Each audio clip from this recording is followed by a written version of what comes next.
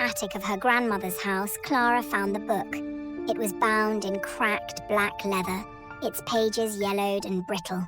There was no title, only a strange symbol etched into the cover, a spiral with jagged lines radiating outward.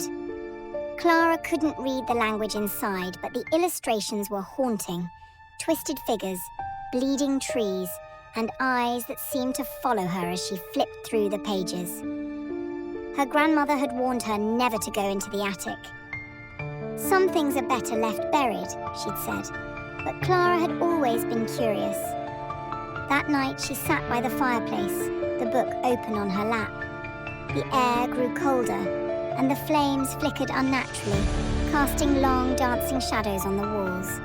Clara felt a strange pull, as if the book were whispering to her, urging her to read aloud. Against her better judgment, she began to sound out the strange words. The moment she finished the first sentence, the room went silent. The fire died, plunging the room into darkness. Clara's breath fogged in the sudden cold, and the book began to tremble in her hands.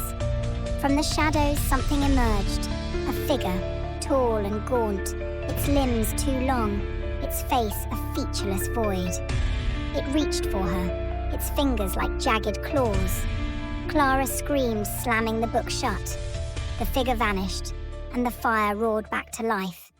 But the book was different now. The symbol on the cover glowed faintly, and the pages seemed to pulse as if alive.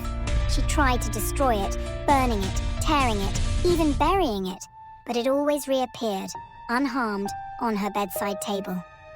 And every night, the figure returned, closer each time, its void-like face inches from hers. Clara realized too late that the book wasn't just a book. It was a prison. And by reading from it, she had set something free. Now it wanted her to take its place.